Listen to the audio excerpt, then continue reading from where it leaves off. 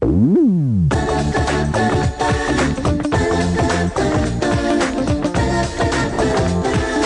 gotta do what? I gotta believe. The beat started with a dog. Those characters are so endearing and entertaining, and it's a great story. And to a large degree, the gameplay is based on the rhythm action mechanic. But what makes those games so appealing is the great characters and narrative. No one had seen anything like it before, and it was original and it was funny. A game like Parappa the Rapper is on the level. It's perhaps the first truly musical video game. And went on with a dance simulator. We basically brought the game here from Japan and made it popular, so we know what we're doing when it comes to these music games. Let's go behind the revolution.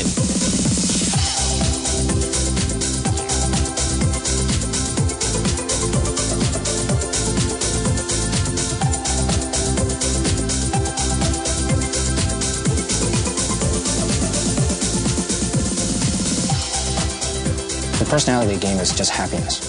So the world is full of all of these, passionate air guitarists who, would love to be able to make music and really just have no way to do that. I was really proud to work on something that people like so much, even if it didn't succeed financially as much as we would have liked. I think critically, people really, really appreciated it. This game is insane. The people who play it are insane, and watching someone play it is insane. And explored the rhythm of music games.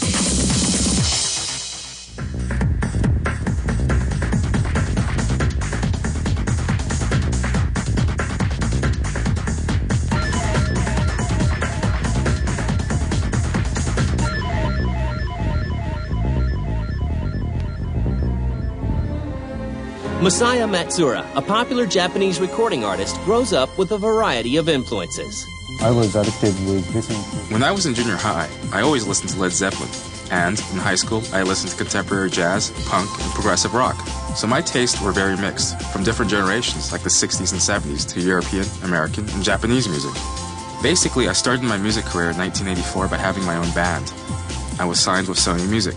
Masaya takes advantage of the available technology to enhance his sound and has an idea. So back then, I always felt frustrated with using ready-made software. Usually I'd have to use composing sequence software to make the music. But they weren't good enough to achieve my goals. So I felt the need to create new software to compose my own music. Masaya Matsuura, who is a famous, actually not that famous, but he was a guitar composer. He did music for guitar in Japan. When I realized that I could get something going in the game industry, I rushed into it. Matsuura is tapped by Sony executives to create a game. Around 1993, I got a letter from Maruyama-san, who was a chairman at Sony Computer Entertainment. The letter said, "I want you to make something on the PlayStation." That's it. And development of a secret project begins at Sony. So I started to think about something for the PlayStation and developed Parappa the Rapper. How am I going to pay for it? Almost no one knew about it. Towards the end of development, people still didn't think this was really a game. Everybody thought this was some kind of interactive music software. Just because the rhythm is slow, that don't mean that you can't flow. Parappa the Rapper was actually another one of these experimental games that came out of Sony Music. If you think about it, it's like a game like Parappa the Rapper is on the level. It's perhaps the first truly musical video game. It's almost like a hip-hop Moulin Rouge sort of thing, you know what I mean? Where the music is so in there and it seriously enhances the gameplay. It's the fact that you can play that game again and again and again because you want to hear those songs. I composed the music and I produced and created the game content. All right, we're here, just sitting in the car. I want you to show me if you can get far. Step on the gas. Step gas. Thanks to Technicolor environments, truly unique two-dimensional characters, and of course, its catchy music, Parappa is an immediate success following its Japanese release in December 1996. The game sells nearly 800,000 copies. That's it for today. And opens up a whole new audience to gaming. It was so exciting because there was a woman at Sony who never played games, and when I saw her laugh and scream while playing Parappa at lunchtime, I felt something then. I think everybody at Sony felt something. They didn't have all the trappings of games, and a lot of people who weren't traditional gamers actually really got into that game and bought PlayStation, especially female gamers in Japan. In fall 1997, Parappa is introduced to American audiences. The Japanese market's so much different than the American market. And you've seen that consistently. I mean, for instance, a great example is the Parappa the Rapper games. Huge overseas, but in the United States it really didn't find an audience. I mean, it found a cult following in the U.S., but it was mainstream fare. It was a top seller over there. And I think it's just a difference in cultural taste. I am the number one ruler of the 7 seas. The skunk over here will bring you luck. In the case of Parappa, really what those games are about are the character and the story. I mean, those characters are so endearing and entertaining, and it's a great story. And to a large degree, that the gameplay is based on the rhythm action mechanic. But what makes those games so appealing is the great characters and narrative. You want to sit there and make Parappa freestyle and make it sound different, and it's so rewarding to have so much control over it. And the fact that they actually made the music a part of the gameplay. I mean, that game is truly visionary. The best thing is, anybody in the world can play these games. Yeah, I know. I gotta believe. Other game companies take notice, like Konami with Beat Mania in 1998. And that was a DJ simulation game in which a person would press 5 keys according to the screen and scratch a turntable. And when all done in rhythm, it would make music. That game, that caught on and eventually led to other music games and got Beatmites as a general name for all of their music game series. And gamers get ready for a new revolution.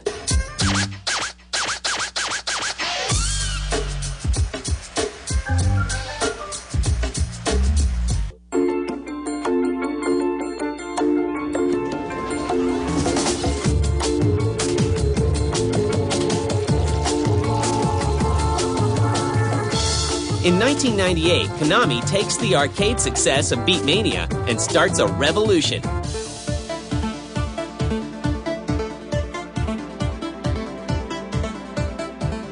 Konami's been doing innovative arcade games for a number of years, and specifically, probably say in the last 5 years or so, Konami's really gotten good at peripherals and really, I guess you call it tactile arcade experiences where you're using guns and you're using dance pads and boxing gloves and things like that.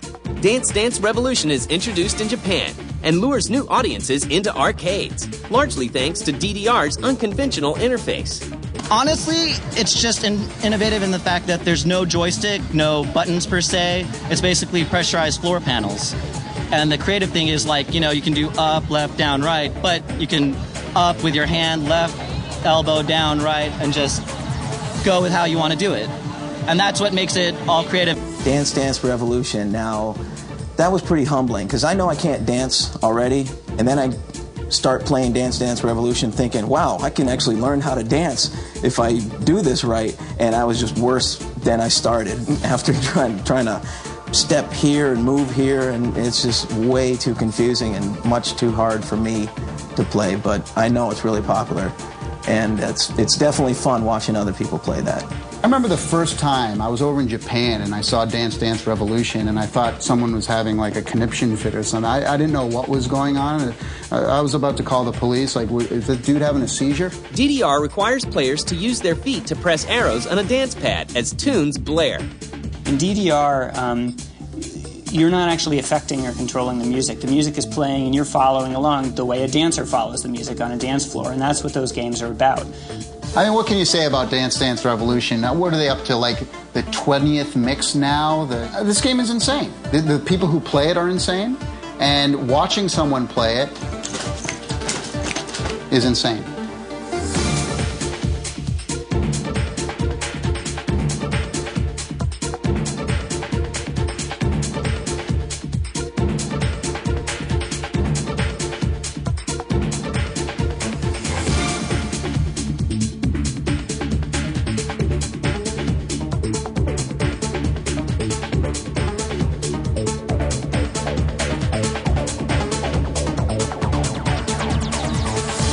After the success of Dance Dance Revolution in Japan, Konami decides to bring the phenomenon to the U.S. market in March of 1998. Konami America has had a history of DDR in the U.S. We basically brought the game here from Japan and made it popular. So we know what we're doing when it comes to these music games, and it carries the Bimani line name, which is a pretty important name for the DDR series. DDR's popularity attracts a large fan base, And by 1999, 620 arcades nationwide reported having at least one DDR machine. It really started off slowly, kind of like it did in the arcades, where it was a select few people that really knew about it and really enjoyed it. And then pretty soon people realized that this is crossing over into real life, and people know how to dance, and they don't have to be video game fans to do that. When you show people that are outside of the video game world something like this, it really seems to grow fairly quickly. And DDR becomes a spectator sport. I was a fan of console gaming at home, and so I had a little bit of a taste of the arcade, but never anything to the extent of rhythm games. And so I met an arcade one day with my friends, which happens to be at Disneyland, and my friends are like, "Wow, James, did you really give this a shot?" And so I go up, I kind of have an idea of the first song, and then the second song I totally bomb it. And by this time, there's probably 15, 20 people watching, but I kind of got a rush. I get a rush, having fun. And also, I told myself, when I got off the machine, I was like, this is something I could get used to. I've been playing this game probably for about a year and a half. I started playing when I actually saw people dance on the machine, and then I was all about it. I thought, everyone looks stupid playing this, and now I'm like, oh my God, moves! What are you doing? What are you doing? And for some, DDR is more than just a game.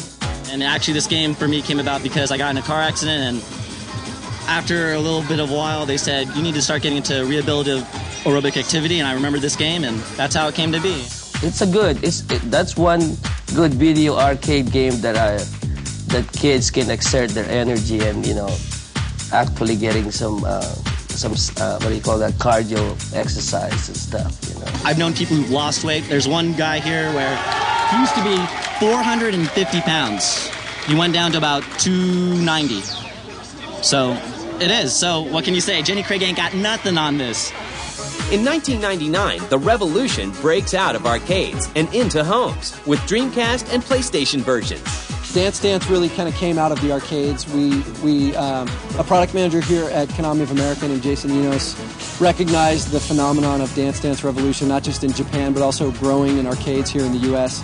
And they decided that it might make sense to try bringing the game to the home consoles. Right now, Dance Dance Revolution, at least for PlayStation 2, we know, has been a very successful game for us. Building on the success of Beat Mania and Dance Dance Revolution, Konami releases more arcade games in their Bemani series.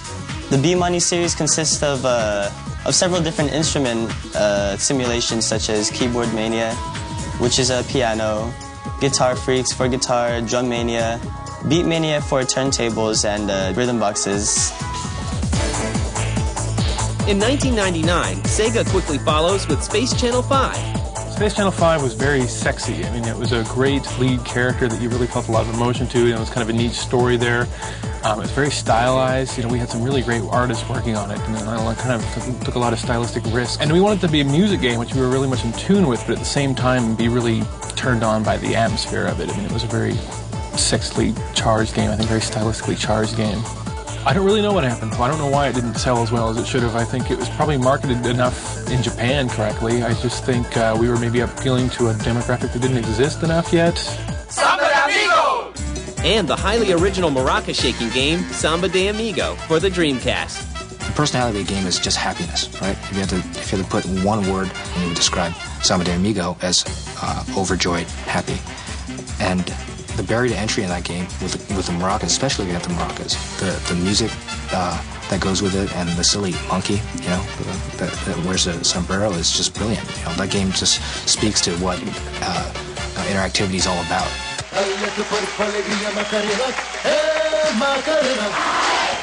Although music games were gathering a huge following, were they selling well? The product wasn't extremely commercially successful, and I think there are a number of possible explanations for this.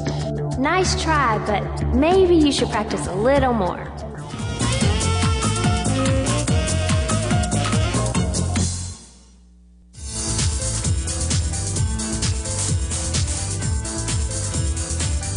By 2002, music games were gaining popularity in pop culture, and with releases like Britney's Dance Beat for the PS2 and a Disney-themed version of DDR, it seemed like the genre was in danger of losing its edge.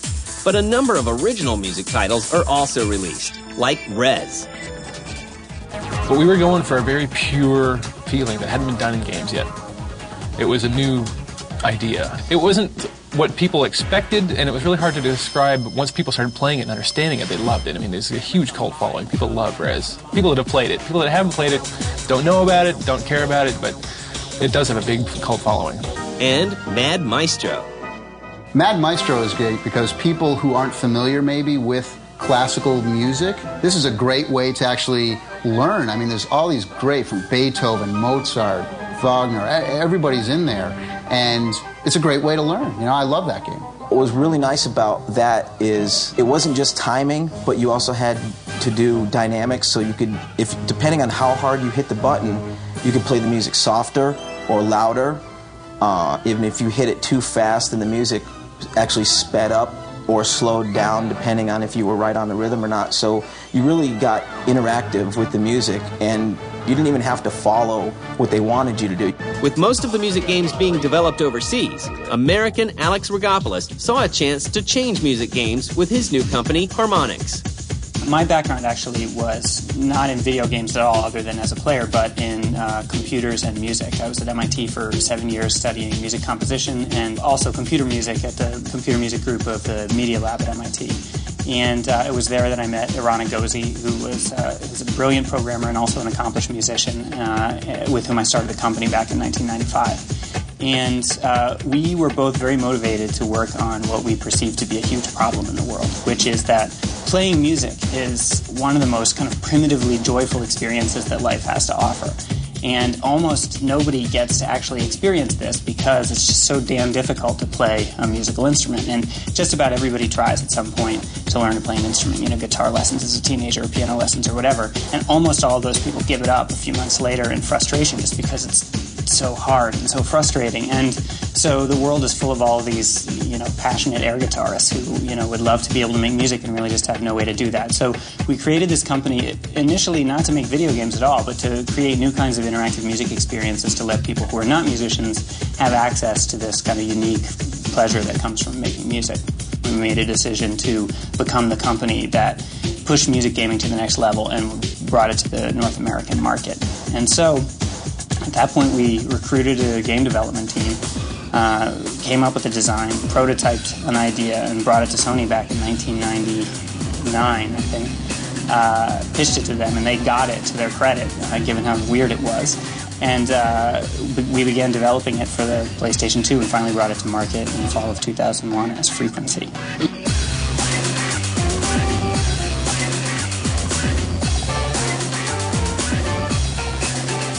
In terms of critical acclaim, the product couldn't have done much better. We won, frothing at the mouth, positive reviews. We won a ton of awards, including a British Academy Award. And anyone who actually tried and bought the game loved it. We have a mountain of fan mail from people who, picked it up, more than a year ago and who are still playing it to this day. The product wasn't extremely commercially successful, and I think, there are a number of possible explanations for this. One is that a lot of people never really even gave it a try.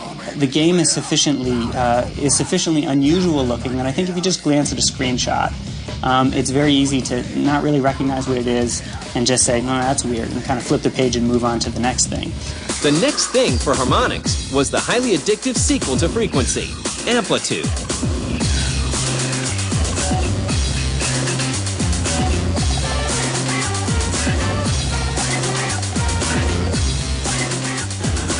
With Amplitude, it's a great music game simply because you get to actually construct the song.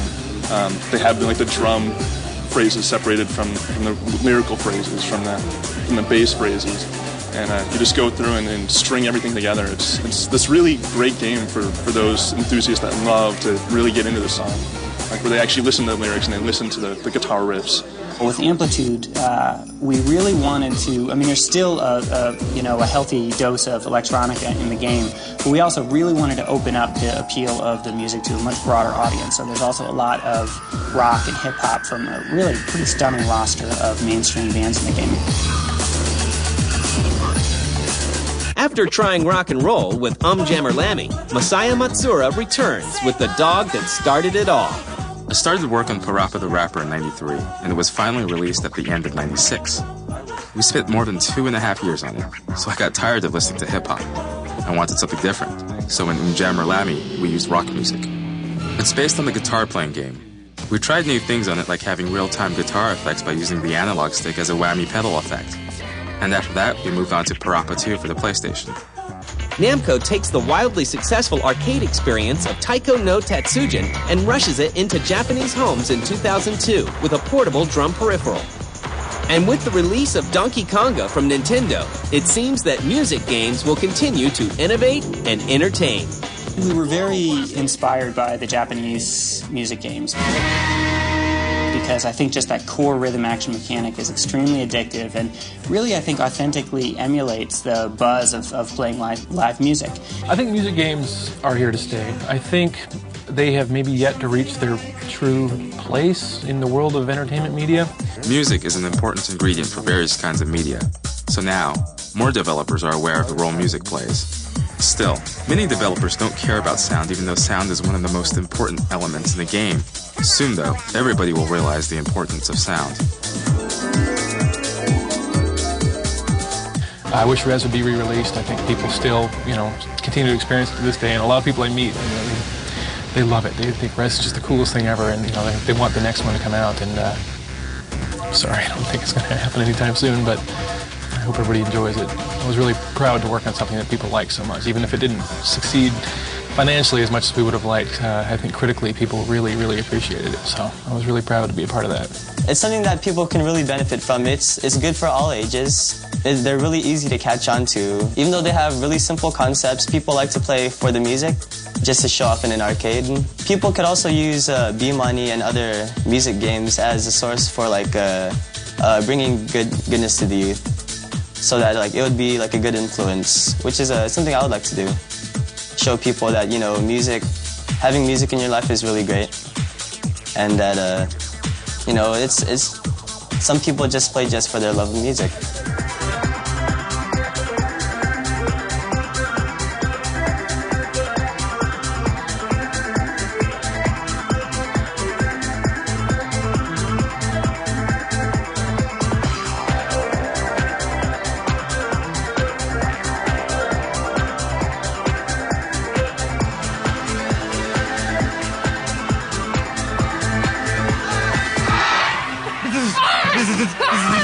Ha ha ha!